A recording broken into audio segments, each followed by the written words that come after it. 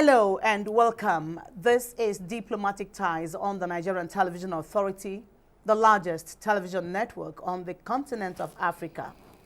In this edition, our focus is the bilateral relations between the Federal Republic of Nigeria and the Republic of India. The diplomatic ties between the Federal Republic of Nigeria and the Republic of India commenced before the independence of Nigeria, precisely 1958, with the establishment of a foreign mission by the Indian government. It is a well-known fact that Republic of India and the Federal Republic of Nigeria have built strategic and commercial ties, as both countries recognize English as an official language, and they are both members of the Commonwealth of Nations and the Non-Aligned Movement, having a shared history of being under the rule of the British Empire. India has a high commission in Abuja and a consulate in Lagos, and Nigeria has a high commission in New Delhi. Indian business firms have invested estimated $15 billion in Nigeria. It is equally on record that India is Nigeria's leading investors, with an investment base of about $20 billion. To shed more light on this is the Indian High Commissioner to Nigeria, Shri G. Balasubramanian. Balasubramanian joined the Indian Foreign Service in 1998. Your Excellency, you're welcome to Diplomatic Ties.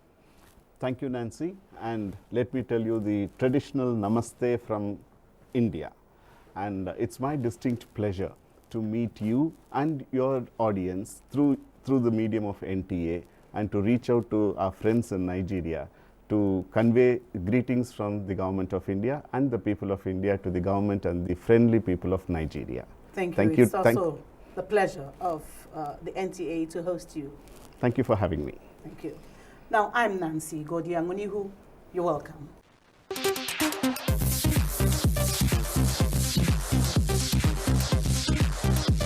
Once more, you're welcome to Diplomatic Ties, Your Excellency. Thank you.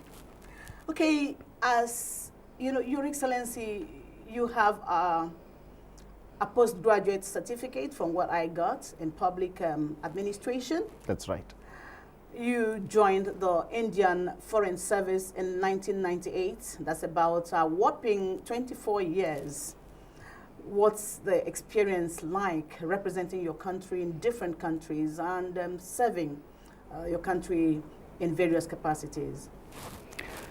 The beauty of diplomatic service, let me tell you very openly, is the opportunity to represent one's own country in a different foreign land, to take the policies of the government, the culture of the country, and the friendliness of the people of one's own country to another country. So it certainly has been a privilege for me to be in the Indian Foreign Service. And in the past nearly quarter century of serving in the service, I have had the opportunity to serve in different capitals of the country as well as in my own capital in different capacities. I started off with Russia, where I learned the language. I was sent to the Institute, Moscow State University, to learn the language, and then continued there as the third secretary and second secretary, which is the starting position in the diplomatic services. From Moscow, I subsequently moved on to Dushanbe, Tajikistan, and having served for 3 years there, I came back to Delhi to work on Pakistan. I was the desk officer on Pakistan. After that, I was shifted and I was sent to Washington. And from Washington, I was sent to Bangkok as the Deputy Chief of Mission. And again from Bangkok, I was sent back to Moscow as the Deputy Chief of Mission. So having served in these countries, I came back to Delhi in 2017 and worked in the Ministry of Foreign Affairs, Ministry of External Affairs as we call it, as Joint Secretary Europe West and as Joint Secretary Administration. Wow. And when the opportunity came for me to be the ambassador, an ambassador of India, I chose to come to Nigeria given the excellent relations that we have between our two countries. So you made that choice yourself? Absolutely. Thank you for having such love for Nigeria. You're most welcome.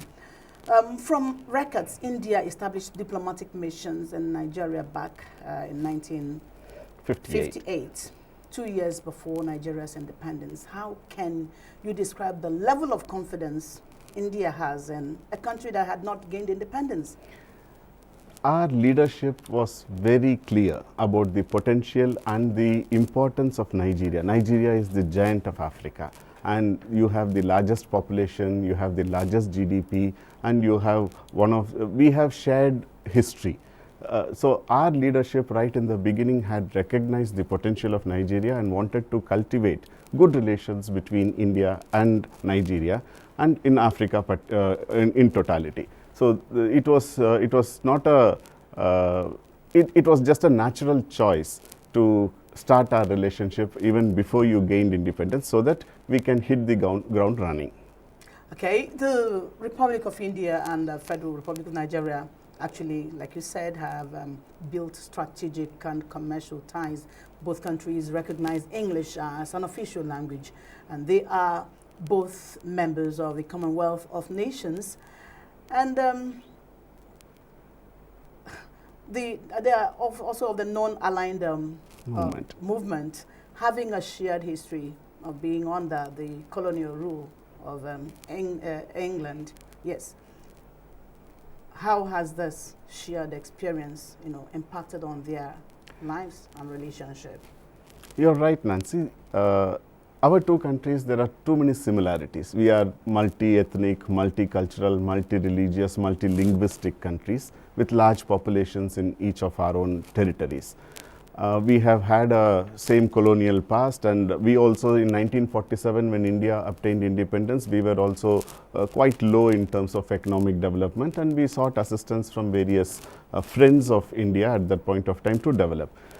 Whilst we started developing, it was a clear indication to our leadership then that there cannot be single growth, in the sense that there has to be friends who will have to grow together. So the concept of shared growth and shared prosperity is one of the underlying themes with which Government of India had approached its friends and neighbors and friends everywhere. And we started collaborating with various countries. So Nigeria, as I told you, is a natural partner, and since we have similarities in various things, we have same problems also. And since India has crossed those problems, we would be happy to share the experiences of how those problems have been overcome, so that you can straight away come to the results easily. So the two countries understand themselves because they have a shared history. Okay, India as the fifth economy in the world is equally the third consumer of oil. Are the two countries benefiting from this? Yes, certainly. The path to achieving the fifth largest economy from 1947, where we were one of the poorest countries, was not easy. And the successive governments and the leadership of my country had been quite at it in terms of improving the relationship, improving the economy, improving the life of the common man over there. And we have now reached the fifth largest economy status. Yes, we are also one of the largest consumer of oil, and with a 1.4 billion people, you can imagine the number of cars that we have. Most of it comes from Nigeria? You are one of our larger partners in terms of supply. You are, I think, if I'm not exactly wrong, it is you're the fifth largest supplier of oil to us. About $11 billion or $10.5 billion of oil we purchase from Nigeria on an annual basis. So this has been a mutually beneficial relationship that we have been having over the past 64 years.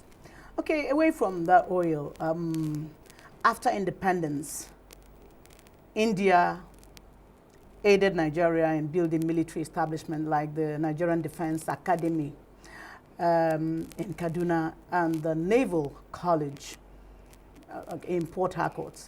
How has it been in terms of military collaboration between the two countries? The military collaboration is one of our stronger points.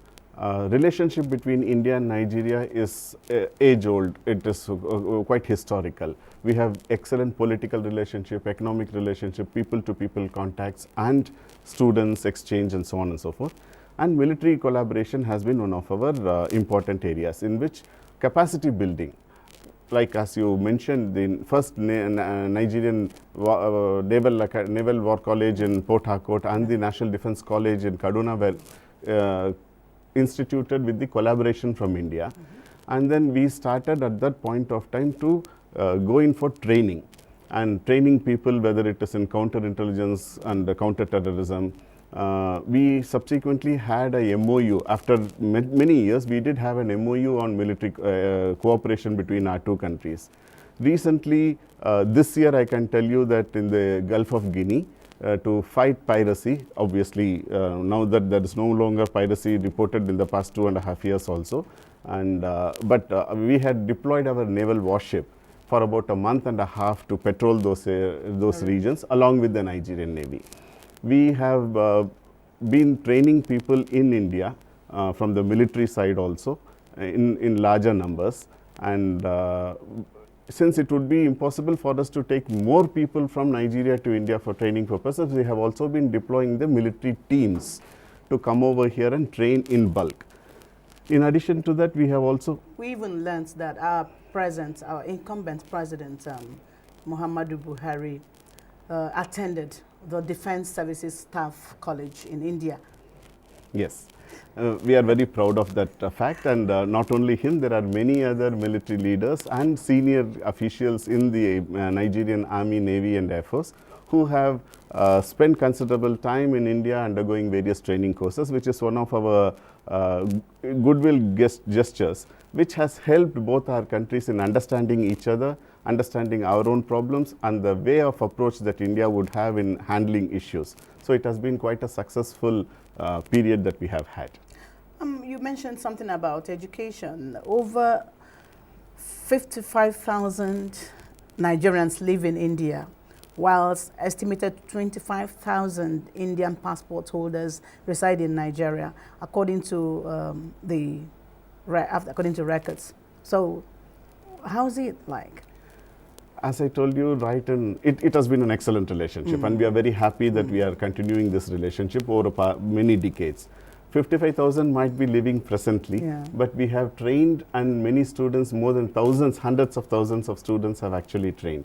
On that count, I would like to also want to tell you that this year, after the India-Africa Forum Summit that took place in 2015, the leadership between our two countries decided that there would be a tele-education that would be instituted. And I am very happy to state that this year alone, in September, October, we have given scholarship to 4,830 Nigerians to undergo undergraduate and postgraduate studies in India, online education, of course. Plus, there are thousands of students who are presently there in India. And I just wanted to correct you. Yes, you are right about 25,000 Indian passport holders, but Indian origin people and Indians over here are actually more than about 50,000. Okay. And Nigeria has been home for them. The number is increasing by the day. Okay. Nigerians are in the habit of going to India for medical attention, especially when it comes to some very serious ailments like heart, kidney or liver diseases. How come India is rated highly in the medical service? The government of India had been very conscious of the fact that with 1.4 billion people within the country, the universal health care which has to be ensured, they have made various plans like Ayushman Bharat and ASHA workers and so on and so forth, through which we have ensured that good quality medical infrastructure is available and services are available, and we are always happy to share it with our friends. And anybody who is in need of such medical intervention, our doctors are excellent, very well trained, and the infrastructure that has been developed is world class and quite affordable. So one more question before we go on break. Since it's been established that these medical trips to your country, they are regular, can't India situate some of their hospitals in Nigeria to lessen the burden, on the sick having to travel there, let nobody die in the process of going there? Absolutely. We already have a hospital, Primus Hospital, just on the outskirts of Abuja, already established and it is functioning. We are in the process of expanding it further also, and I was in touch with the Primus Hospital people, and they are more than happy to expand it. And how can you transfer that knowledge to our own medical doctors, Nigerian medical doctors? Sure. Learn the exploits that you do in the medical practice. Yes, absolutely. That is also part of the training and part of the process that we would like to do. And Primus Hospital actually employs Nigerian doctors in their hospitals, and only for complicated cases which do not have the infrastructure support over here, they take them to India. Okay, thank you. You are on to Diplomatic Ties, taking a look at Nigeria-India bilateral relations. And His Excellency, the Indian High Commissioner to Nigeria, Shri G. Balasubramanian, is our guest. The program continues in a moment.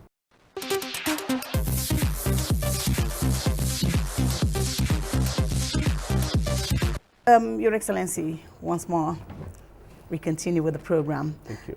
Nearly about $10 billion worth of oil is imported from Nigeria. Yes. India also exports some... about $5 billion worth. Okay. Okay. From your I'm talking about your agricultural products, ranging from agricultural products to petroleum products to pharmaceutical to textiles. These are in a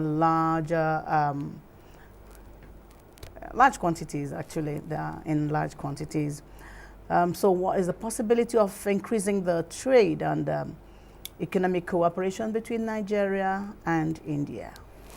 I'm very happy to state that there are more than 135 Indian companies which have established manufacturing facilities and are working in Nigeria with an investment of more than $19 billion over the past many decades. And they are one of the largest employers of Nigerians within their own system, and they are into all fields, starting from oil to agriculture to pharmaceuticals to plastics to textiles. They are in almost every field, and they have been contributing to their adopted country. They are living here in Nigeria, and in their adopted country they have been contributing to the economy of Nigeria and the development of the social structure over here. And as we speak, there are various discussions that are underway in terms of increasing the cooperation in agriculture, whether it is in provision of seeds or whether it is in setting up of a sugarcane facility or ethanol facility, so on and so forth. So I am sure that not only agriculture but also new and modern areas like fintech, artificial intelligence, and technology-based solutions for various problems that India has now been able to achieve. I'm very happy to also inform that in the past 2 years, India has grown about 107 unicorns and more than 1,000 startups are there. These unicorns or startups which have $1 billion investment each. So the experience that we have gained in economic improvement of the country is certainly possible for us to share. And because you see, this year during the Indian 76th Independence Day in Abuja, it was celebrated here in Abuja, and you said that the volume of trade between both countries in 2021 was about 14.95 billion. So is it going up or coming down now? You're right. At the moment, yes. You're right. And post-COVID, there has been an increase in terms of the trade volume that has been going up. Your National Bureau of Statistics recently came out with the figure that India is your largest export partner for the second quarter of this year also, and this has been continuing over a period of many years. So we are your largest trading partner, and in Africa, you are my largest trading partner with about $15 billion.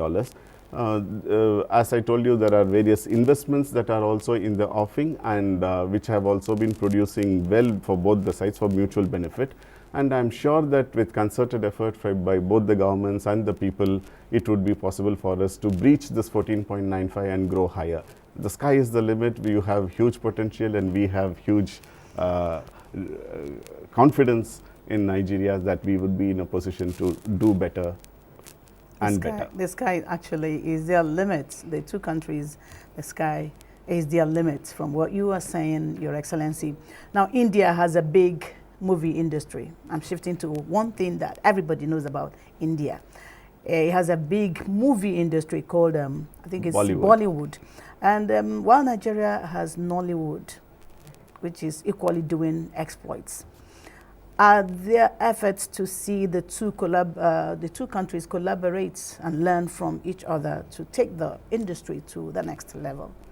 Absolutely. You already have a joint production, Namaste Vahala, which has already hit the screens in Nollywood, and there is huge collaboration possibilities between India and Nigeria. Recently, 2 months back, I was also in Lagos, attending one of the events in which the producer of Namaste Vahala is now taking Ms. Daryani. She is now taking another Nollywood Goes to India. Is a new co-production in which Rahama Sadav is the heroine. And there's huge possibilities of collaboration. And I'm sure the social fabric and the kind of culture that we have large opportunities. Opportunities are bound here and there. So you have been, for how long have you been here in Nigeria? It's now exactly about 3.5 months. 3.5 months? Yes. What's the experience like? Oh, I love to be here. As I told you, I chose to come over to India given the relationship between our two countries. Are we meeting your expectations? And Nigerians are very friendly, very hospitable and very social, and I have been feeling at home, and all thanks to you. Wow. I would like to ask you, what would you want to be known for after serving in Nigeria? That's a good question, in the sense that every diplomat certainly wants to improve the relationship between his country and the host country where he or she is posted. And during my tenure, my efforts would always be to further improve upon the already wonderful relationship that has been set in by my predecessors and between the governments, so that it achieves newer heights. New areas of cooperation should be opened up. We are already working towards, like I was telling you, in setting up some of the agricultural areas, and capacity building has been one of our strong points. So cooperation between SMEDAN of Nigeria and the Entrepreneurial Development Institute or the MSME Institute in India is also under the works. We are trying to have various MOUs between Nigerian authorities and India, including on the cultural side. There is a MOU which is underway for joint production of movies and television programs. There is also Nigerian International Affairs Institute of International Affairs, NIIA. With them, we are also trying to have a think tank cooperation between Indian think tanks and Nigerian think tanks as the head of think tanks. We are also trying to share our experiences of diaspora management with NIDCOM. So there are a humpty number of opportunities which are there, and I would like to utilize them with the assistance of my Nigerian friends and government of Nigeria to see to it that the relationship between India and Nigeria scales new heights. Now, with all the relationship between Nigeria and India, we know that it's also on record that India has the most beautiful girls in the world. So I want to know, what is it like in terms of marriage between Nigerians and Indians? The movie Namaste. It looks like India doesn't want to give out their daughters to Nigerians. Oh, I can tell you a prime example with whom I am in touch. There is a gentleman, Abdullah, who has married a girl from Mysore, and he is settled over here. There's another person whom I know who works in Nigeria, is married to a Nigerian lady. So absolutely the cooperation at the people-to-people level. People fall in love with each other, and love is blind, love has got no limits. And there are no barriers? No barriers, absolutely. So it's individual choice, and we are very happy to see such unions taking place also. Your Excellency, let's know the new areas Nigeria and India are working together. Are there new areas created? I'm very happy to take that question, and also happy to inform that India is assuming the presidency of G20 from 1st of December. Okay. And given the special relationship that India has with Nigeria, India has invited during her presidency Nigeria as a guest country for G20 to attend till next year. So the president of Nigeria would be visiting India for the summit on 9th and 10th of September, and this would be a great opportunity as a South-South cooperation between India and Nigeria to showcase how two developing countries can come together and contribute for the global outcomes. Oh, relationship between Nigeria and India built on trust, Correct. And friendliness. Thank you so much, Your Excellency, for coming on Diplomatic Ties. Thank you. Thanks a lot. Namaste. Thank you. Yes, it's been Indian High Commissioner to Nigeria, Sri G. Balasubramanian, updating us with relations between Nigeria and the Republic of India, how it has been growing from strength to strength, yet with plans to grow stronger. Now, Diplomatic Ties returns same time next week. On behalf of the crew, I am Nancy Godiangoni Hussein. Bye for now.